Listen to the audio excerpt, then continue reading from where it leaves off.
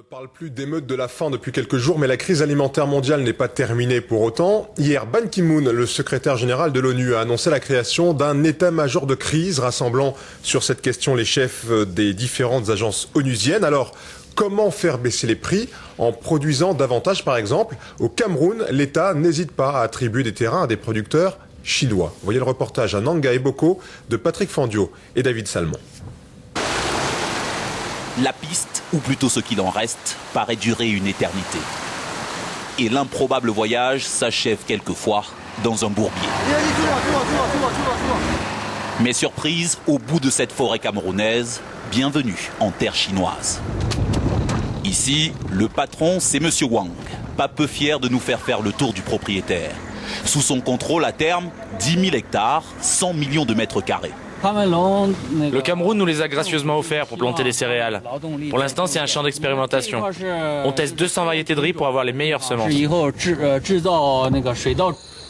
Semences et décors de rizières chinoises reproduites jusqu'au poste de surveillance, où est gravé l'inévitable poème patriotique célébrant l'odeur du riz. Une vingtaine de techniciens depuis 2 ans dans le centre du Cameroun, appartenant à une société d'État chinoise qui, en Afrique, cible les meilleures terres agricoles. Bon, c'est vrai, il y a beaucoup d'arbres. Il va falloir tous les couper.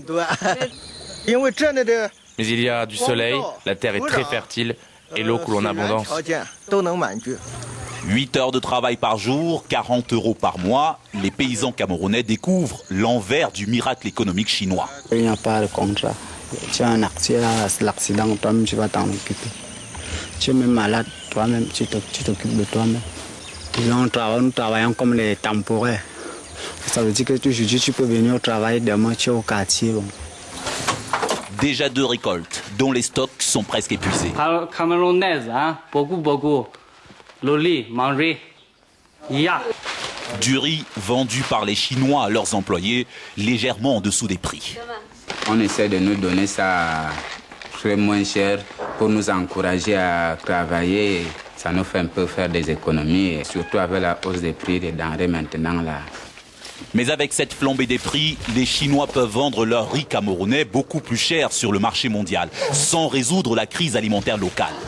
L'engrais doit être au moins à 8. C'est en tout cas la crainte de cet exploitant, lui aussi dans la production de céréales. Si les Chinois sont en train de s'installer, ce n'est pas pour vendre aux Camerounais, c'est pour exporter. Ça, j'en suis sûr. Qu'est-ce qu'on va voir dans les années à venir? Les gens vont commencer systématiquement à exporter les céréales de ce pays parce que la demande est là. D'après des chiffres non officiels que se garde bien de confirmer Pékin, la Chine exploiterait déjà quelques 20 000 hectares de terres agricoles en Afrique. Une banque d'État chinoise encourage même là-bas les paysans sans terre à venir s'installer sur le continent pour produire davantage et satisfaire l'immense besoin du marché chinois. Une demande qui alimente l'envolée actuelle des cours mondiaux.